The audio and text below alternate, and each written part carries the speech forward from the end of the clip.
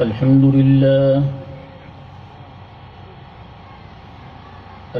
لله نحمده ونستعينه ونستغفره ونؤمن به ونتوكل عليه ونعوذ بالله من شرور أنفسنا ومن سيئات أعمالنا من يهده الله فلا مضل له ومن يضلله فلا هادي له ونشهد أن لا إله إلا الله وحده لا شريك له ونشهد أن سيدنا ومولانا محمدا عبده ورسوله صلى الله تعالى عليه وعلى آله وأصحابه وبارك وسلم أما بعد فقد قال الله تبارك وتعالى في كلامه المجيد والفرقان الحميد أعوذ بالله من الشيطان الرجيم بسم الله الرحمن الرحيم وننزل من القرآن ما هو شفاء ورحمة للمؤمنين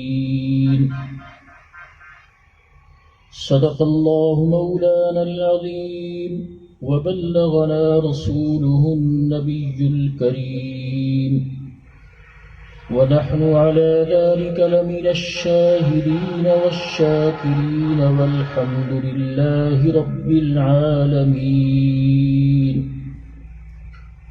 سب حضرات درود شریف پڑھ لیں. اللهم صل على محمد وعلى آل محمد كما صليت على إبراهيم وعلى آل إبراهيم إنك حميد مجيد. اللهم بارك على محمد وعلى آل محمد كما باركت على إبراهيم وعلى آل إبراهيم إنك حميد مجيد.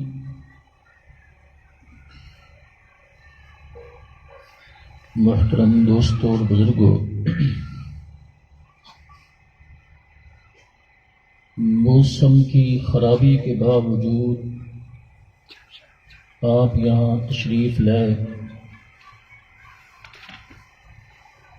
جو اس بات کی نشانی ہے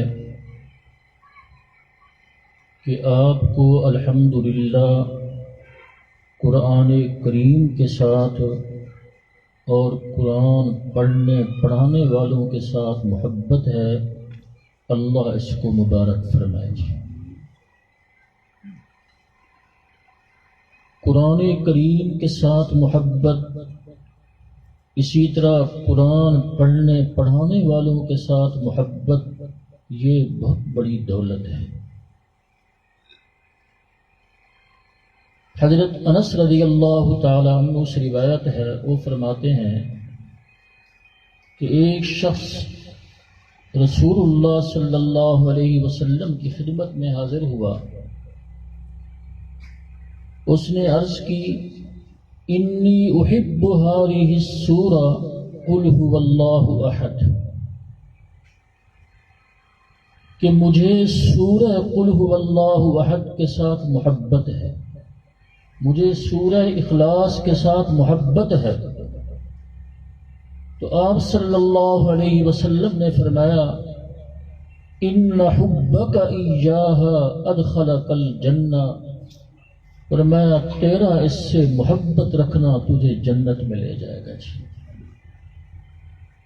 اس لیے اگر اللہ نے دل کے اندر قرآن کریم کی محبت بٹھا دی تو اس پر ہمیں اللہ کا شکر ادا کرنا چاہیے. کیونکہ حضور صلی اللہ علیہ وسلم فرما رہے ہیں کہ اس کی ایک سورت کے ساتھ محبت محبت رکھنا یہ تجھے جنت میں لے جائے گا.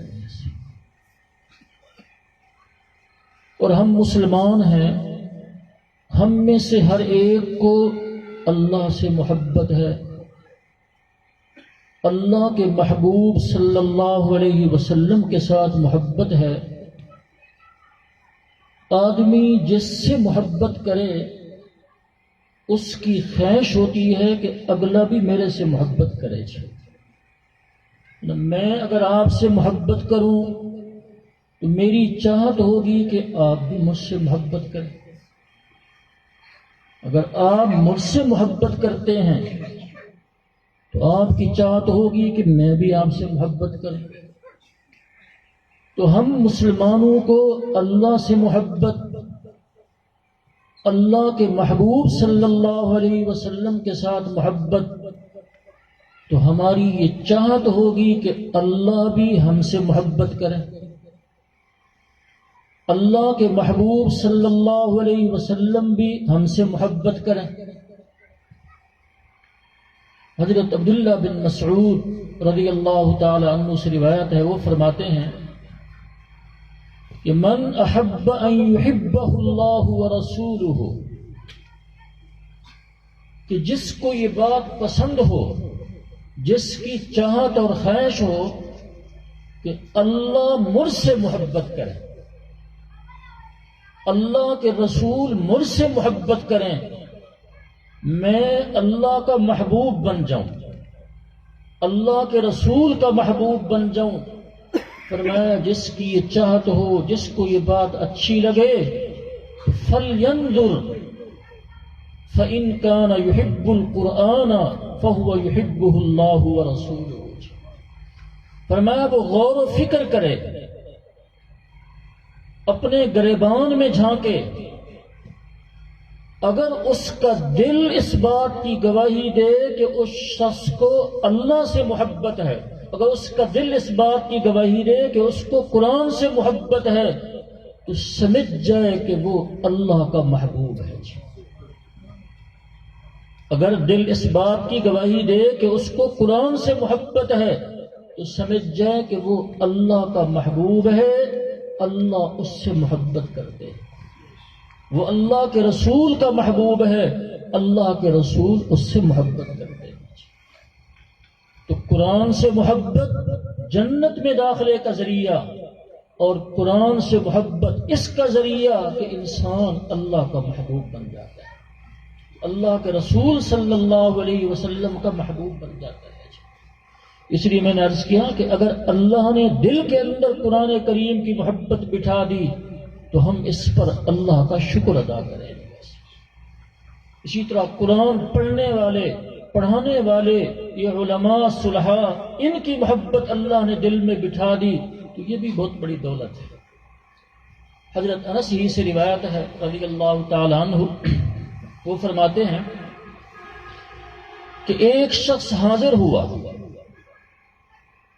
اس نے حاضر ہو کر رسول اللہ صلی اللہ علیہ وسلم سے سوال کیا کہ متی قیام الساعہ،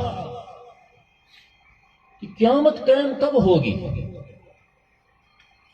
آنے والے شخص نے سوال کیا آپ صلی اللہ علیہ وسلم سے کہ قیامت قائم کب ہوگی.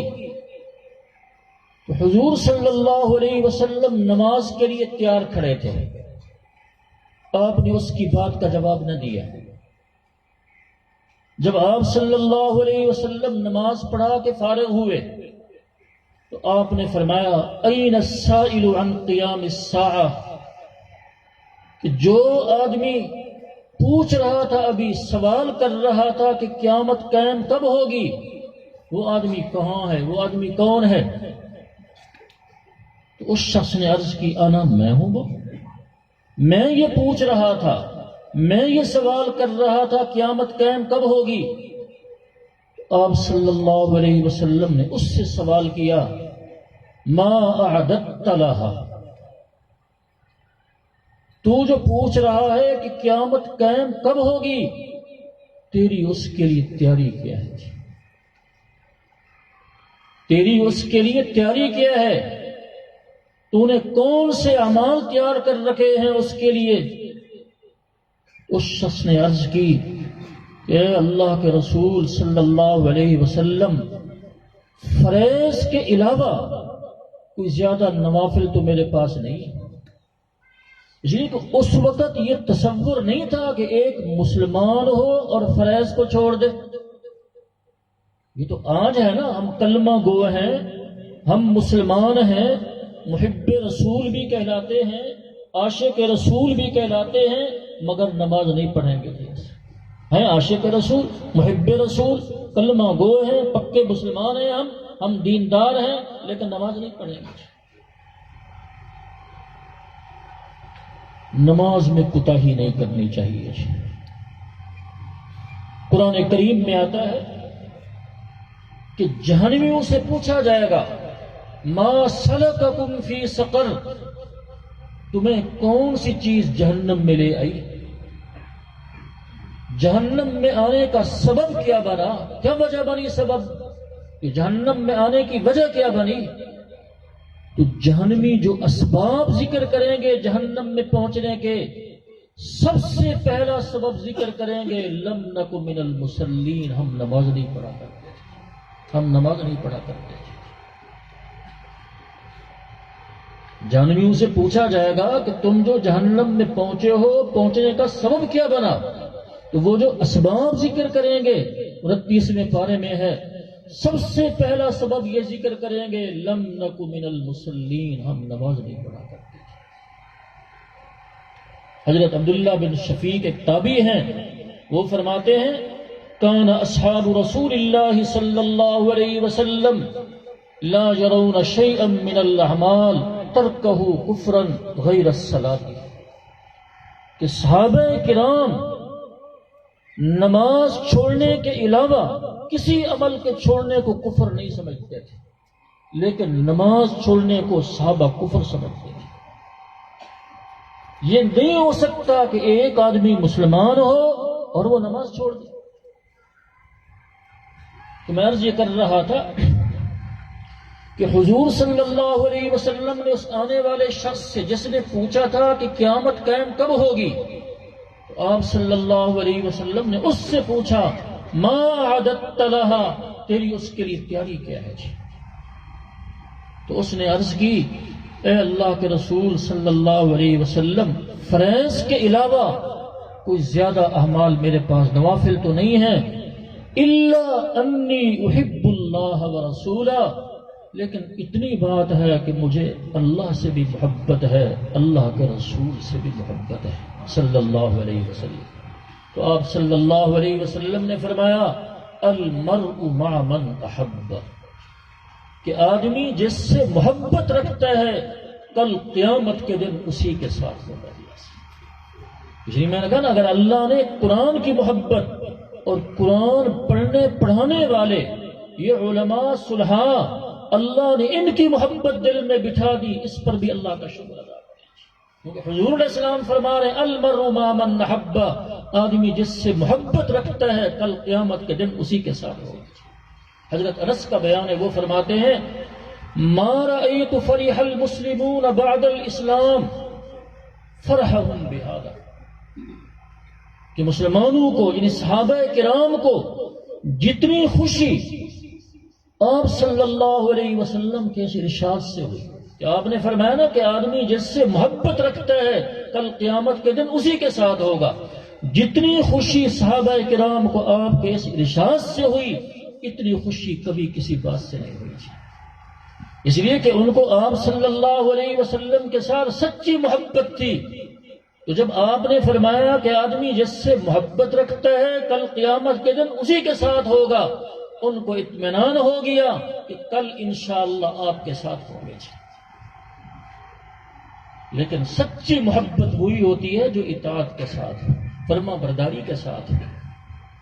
حضرت ثوبان رضی اللہ تعالیٰ عنہ حضور صلی اللہ علیہ وسلم کے آزاد کیے ہوئے غلام ہیں۔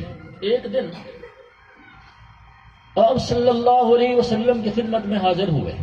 حضرت ثوبان عرض کی کہ اے اللہ کے رسول صلی اللہ علیہ وسلم، آج میں بے چین ہوں، بہت پریشان ہوں میں۔ حضور صلی اللہ علیہ وسلم نے پوچھا صوبان بے چینی کی وجہ کیا ہے؟ کیوں پریشان ہو؟ اس کی وجہ کیا ہے؟ حضرت صوبان نے عرض کی اے اللہ کے رسول صلی اللہ علیہ وسلم، مجھے آپ سے بڑی محبت ہے، مجھے بڑی محبت ہے، اتنی محبت ہے کہ میں جب اپنے گھر بیوی بچوں کے پاس بیٹھا ہوتا ہوں، آپ کا خیال آ جائے تو جب تک آپ کی مجلس میں آ کر آپ کا دیدار نہ کر لوں، آپ کی زیارت نہ کر لوں، آپ کو دیکھ نہ لوں، مجھے چین نہیں آتا۔ لیکن آج مجھے ایک خیال آیا، میں اس خیال کی وجہ سے بڑا بے چین ہوں۔ آپ صلی اللہ علیہ وسلم نے پوچھا صوبان کیا خیال آیا؟ کیا خیال آیا جس کی وجہ سے آپ بے چین ہیں، آپ پریشان ہیں، آپ کا اطمینان ختم ہو گیا؟ وہ کیا خیال آیا؟ حضرت صوبان نے عرض کی خیال یہ آیا کہ دنیا سے آپ نے بھی جانا ہے، ہم نے بھی جانا ہے، آپ کا مقام جنت میں بہت اونچا ہوگا، ہم جنت میں چلے بھی گئے ہمارا مقام تو نیچے ہوگا، تو آپ بہت اوپر ہم بہت نیچے، وہاں آپ کا دیدار نہیں ہو سکے گا، آپ کی زیارت نہیں ہو سکے گی، تو وہاں میرا کیا بنے گا؟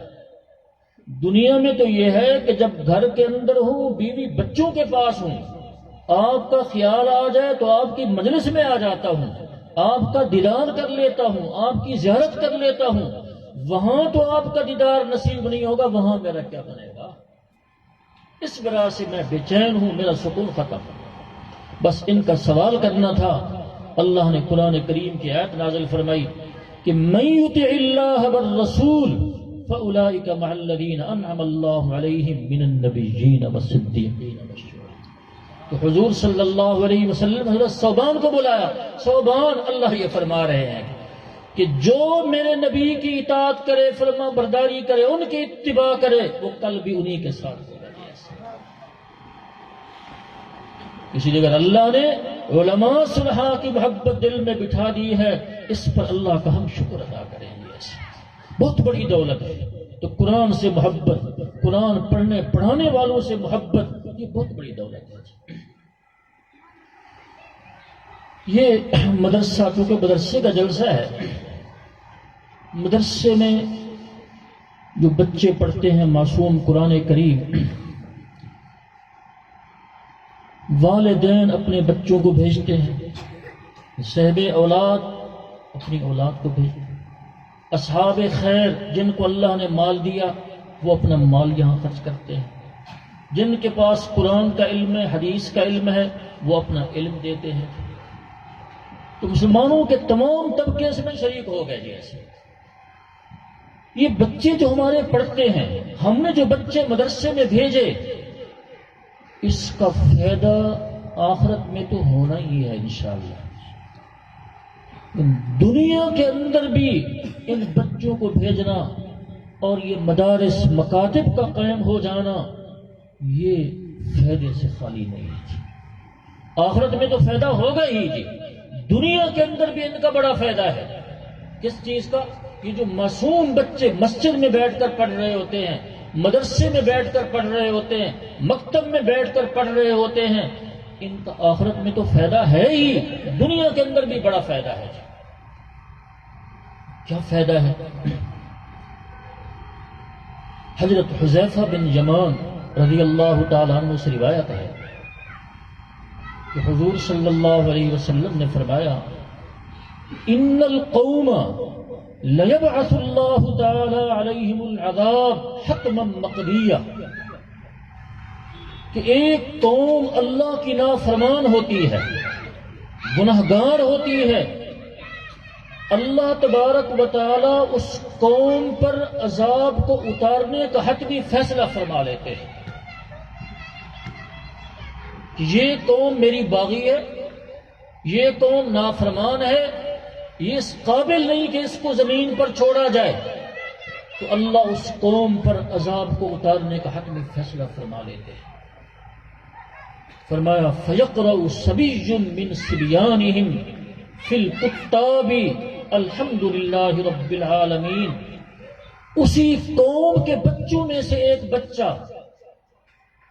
مکتب میں بیٹھ کر الحمد للہ رب العالمین پڑھتا ہے، فَيَسْمَعُهُ اللَّهُ تَعَالَى فَيَرْفَعُ عَنْهُمْ بِذَلِكَ الْعَذَابَ 40 سنہ، کہ اسی قوم کے بچوں میں سے ایک بچہ مکتب میں بیٹھ کر الحمدللہ پڑھتا ہے تو اللہ اس معصوم بچے کی زبان سے جب الحمدللہ کو سنتے ہیں تو اس پوری قوم سے 40 سال تک کے لیے عذاب کو ٹال دیتے ہیں۔ کون سا ایسا گناہ ہے جو آج ہم نہیں کر رہے جی؟ کون سا ایسا گناہ ہے جی جو ہم سے چھوٹا ہوا ہے؟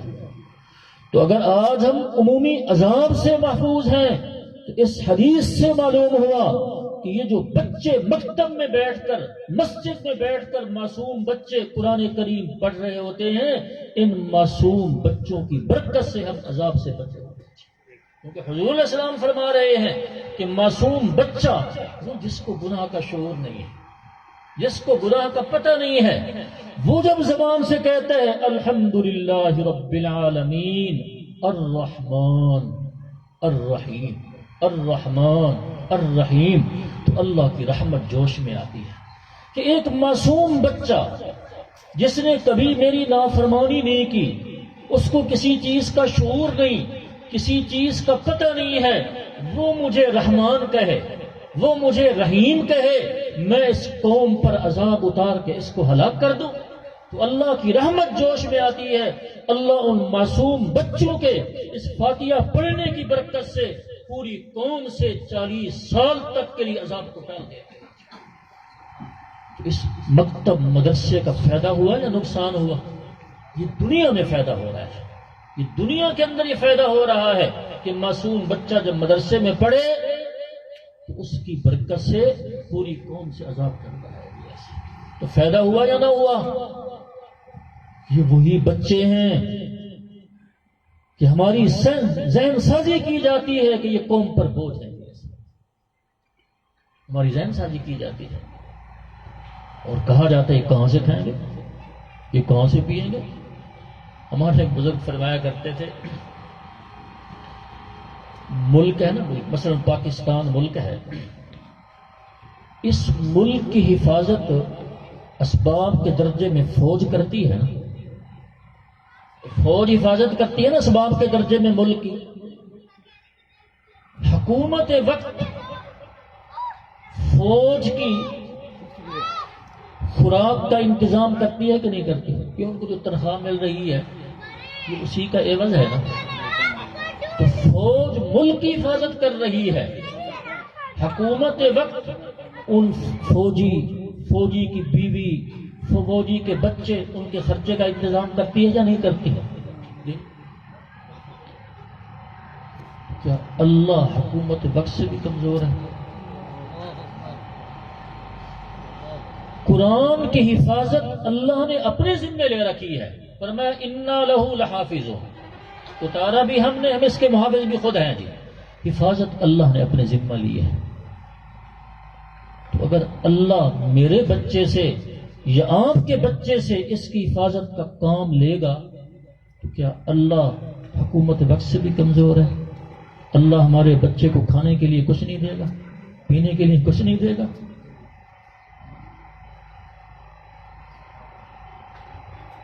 پھر اگر آپ میں سے کسی کو اللہ توفیق دے ان بچوں پر خرچ کرنے کی، یہ جو معصوم بچے مدرسے میں بیٹھ کر پڑھ رہے ہوتے ہیں، اللہ اگر کسی کو توفیق دے ان پر خرچ کرنے کی، یہ نہ ذہن میں لایا کرو کہ ہمارا احسان ہے۔ ایک روایت نظر سے گزری اور وہ دل کو لگتی ہے، فرمایا کہ جب کوئی آدمی کسی کو صدقہ دے، تعاون کرے اس کا، تو جو صدقہ دینے والا ہے، تعاون کرنے والا ہے، وہ اپنے آپ کو زیادہ محتاج سمجھے. میری بات سمجھنا ذرا. جو صدقہ دے رہا ہے، تعاون کر رہا ہے، تو صدقہ دینے والا، تعاون کرنے والا، وہ اپنے آپ کو زیادہ محتاج سمجھے اس سے کہ جس کا تعاون کر رہا ہے. کیوں؟ وجہ اس کی یہ ہے، جس کو صدقہ دے رہا ہے، جس کا تعاون کر رہا ہے، اس کی ضرورت دنیا کی پوری ہو رہی ہے. کہاں کی ضرورت پوری ہو رہی ہے؟ بولو نا، کہاں کی ضرورت پوری ہو رہی ہے؟ دنیا کی. اور جو دینے والا ہے، اگر اس نے اخلاص سے دیا ہے، اگر اس نے اخلاص سے دیا، خالص اللہ کی رضا کے لیے دیا ہے، تو اس کی آخرت کی ضرورت پوری ہوگی نا. جس کو دے رہا ہے اس کی دنیا کی ضرورت پوری ہو رہی ہے، اور دینے والا اگر اخلاص سے دے رہا ہے تو اس کی آخرت کی ضرورت پوری ہوگی. بتلاؤ کہ دنیا کی ضرورت بڑی ہے یا آخرت کی ضرورت بڑی ہوگی؟ جی، دنیا کی ضرورت بڑی کہ آخرت کی ضرورت بڑی ہوگی؟ ظاہر ہے کہ آخرت کی ضرورت بڑی ہوگی بنسبت دنیا کی ضرورت کے. تو زیادہ پھر محتاج کون ہوا؟ تو جس کی ضرورت بڑی ہے، بڑا محتاج تو وہی ہوا نا. اس لیے فرمایا کہ جو دے رہا ہے، جو صدقہ کر رہا ہے، وہ اپنے آپ کو زیادہ محتاج سمجھے گا. اس لیے اگر اللہ توفیق دے ان مدرسوں پر خرچ کرنے کی، یہاں کے بچوں پر خرچ کرنے کی، بچیوں پر خرچ کرنے کی، تو کبھی ذہن میں یہ نہ لایا کرو کہ یہ ہمارے محتاج ہیں، بلکہ ذہن میں یہ آنا چاہیے کہ ہم محتاج ہیں. اگر اللہ نے ہمارے صدقے کو قبول کر لیا، ہمارا دیا ہوا اللہ نے قبول کر لیا، تو اس کی وجہ سے ہماری آخرت کی ضرورتیں پوری ہوں گی. تو ایسا کرو گے نا، تو یہ مدرسہ بہت بڑی دولت ہے. اس کی برکت سے دنیا کی آفات ٹل رہی ہیں. جی اچھا، ایک بات اور سمجھاؤں آپ کو. اب حدیث آپ نے سنی کہ بچہ اگر مکتب میں بیٹھ کر پڑھے، اس کی برکت سے پوری قوم سے عذاب ٹل جاتا ہے. اگر ہم خود گھر میں بیٹھ کر پڑھ لیں، ہمارا بچہ اپنے گھر کے اندر بیٹھ کر پڑھے، تو اس کی وجہ سے ہمارے گھر سے آفت ٹلے گی یا نہیں ٹلے گی؟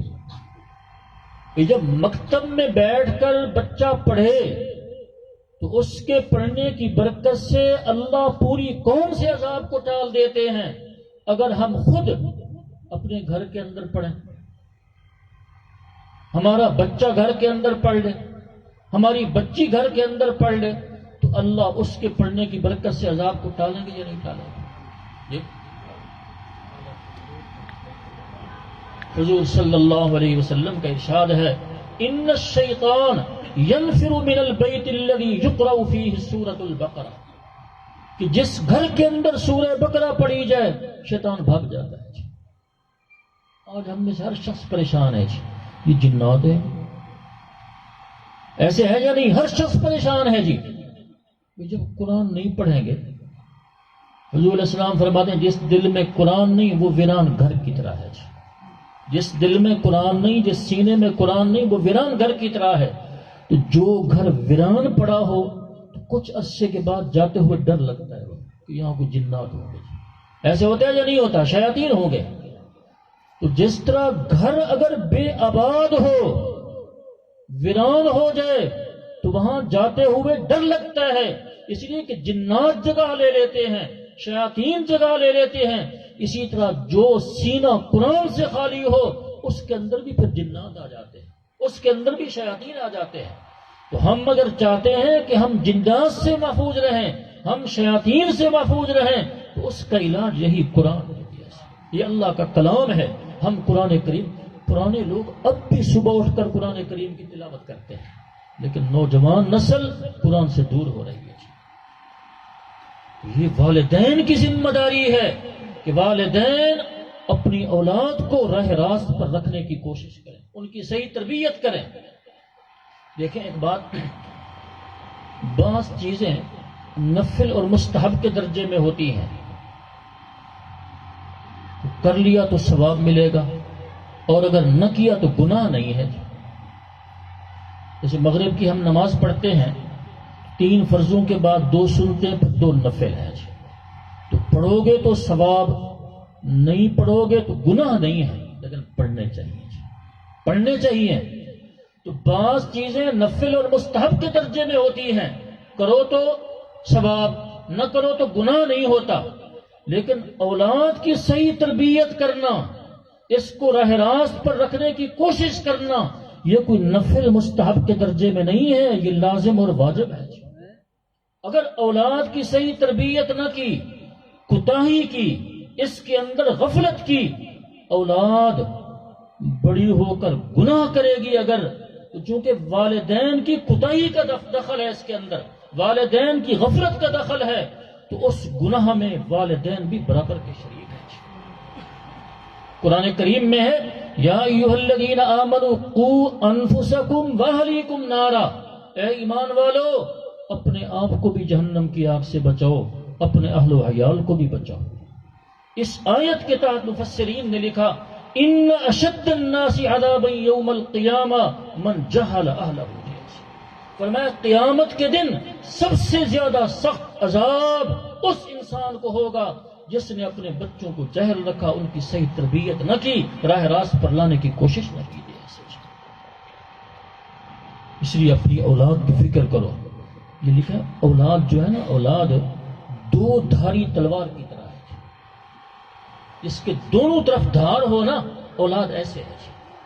اگر ایک آدمی کے ہاتھ میں ایسی تلوار ہے جو دونوں طرف سے کاٹتی ہے، دونوں طرف اس کی دھار ہے، اگر آدمی کو صحیح پکڑنا آتا ہے تو دشمن کا کام جلدی تمام ہو جائے گا، اور جب اس پر وار کرے گا تو تلوار دونوں طرف سے کاٹے گی نا، تو جلدی ختم ہو جائے گا۔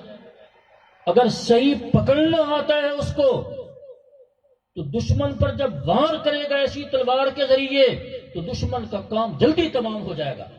لیکن اگر صحیح پکڑنا نہیں آتا، صحیح پکڑنا نہیں آتا تو اس کی طرف بھی تو دھار ہے نا، اور جب دونوں طرف دھار ہے تو اس کی طرف بھی تو دھار ہے نا، تو اگر صحیح پکڑنا نہیں آتا تو اندیشہ خود زخمی ہو جائے گا۔ اولاد ایسے ہے، اگر صحیح تربیت کر لی، ان کو راہ راست پر لانے کی کوشش کی، اولاد نیک ہو گئی تو دنیا میں بھی مزے، آخرت میں بھی مزے، دنیا میں بھی آنکھوں کی ٹھنڈک اور آخرت کے لحاظ سے بھی صدقہ جاریہ ہے۔ جو چیزیں صدقہ جاریہ ہیں ان میں سے ایک ولد صالح یدعو لہ، تو دنیا میں بھی مزے، آخرت میں بھی مزے۔ اور اگر اپنی اولاد کی صحیح تربیت نہ کی، راہ راست پر رکھنے کی کوشش نہ کی، تو پھر دنیا میں بھی وبال، آخرت کے لحاظ سے بھی وبال۔ ان اشد الناس عذابا یوم القیامہ من جہل اہلہ، کہ سخت عذاب، سب سے زیادہ سخت عذاب قیامت کے دن اس کو ہوگا جس نے اپنے بچوں کو جہل رکھا، صحیح تربیت نہ کی۔ دیکھیں دین جو ہے نا، دین جیسے مردوں کی ضرورت ہے اسی طرح عورتوں کی بھی ضرورت ہے، اور دین سیکھنا، پھر اس پر عمل کرنا اور دوسروں تک پہنچانا جیسے یہ مردوں کی ذمہ داری ہے، اسی طرح عورتوں کی بھی ذمہ داری ہے۔ یہ بچوں کا مدرسہ ہے نا، رسول اللہ صلی اللہ علیہ وسلم نے جیسے مردوں پر محنت فرمائی اسی طرح عورتوں پر بھی محنت فرمائی۔ کوئی معاشرہ اس وقت تک مکمل دیندار نہیں بن سکتا جب تک کہ اس کے مرد بھی دیندار نہ ہوں، عورتیں بھی دیندار نہ ہوں۔ معاشرہ مکمل دیندار تب بنے گا جب مرد بھی دیندار ہوں گے، عورتیں بھی دیندار ہوں گے۔ ایک گھرانہ اس میں کامل دین تب ہی ہو سکتا ہے کہ جب مرد بھی دیندار ہوں، عورتیں بھی دیندار ہوں۔ اس لیے رسول اللہ صلی اللہ علیہ وسلم نے جیسے مردوں پر محنت فرمائی ہے، اسی طرح آپ صلی اللہ علیہ وسلم نے عورتوں پر بھی محنت فرمائی ہے۔ اگر مردوں میں فقہاء موجود ہیں تو خواتین میں حضرت عائشہ بھی تو موجود ہے نا جی۔ بلکہ اگر بعض مقامات آپ دیکھیں تو عورتیں مردوں سے آگے نکل گئی ہیں، عورتیں مردوں پر سبقت لے گئی ہیں۔ مثلا اللہ کے راستے میں اپنی جان دے دینا، اللہ کی رضا کے لیے اپنی جان پیش کر دینا، یہ بہت بڑی سعادت ہے۔ تو سب سے پہلے اس دین اسلام میں، اس امت میں، اس دین اسلام کے لیے اللہ کے لیے جس نے جان دی ہے وہ خاتون ہے جی، حضرت سمیہ رضی اللہ تعالی عنہ۔ سب سے پہلے جنہوں نے جان دی وہ خاتون ہیں۔ اب قیامت تک جتنے لوگ بھی اللہ کے لیے جان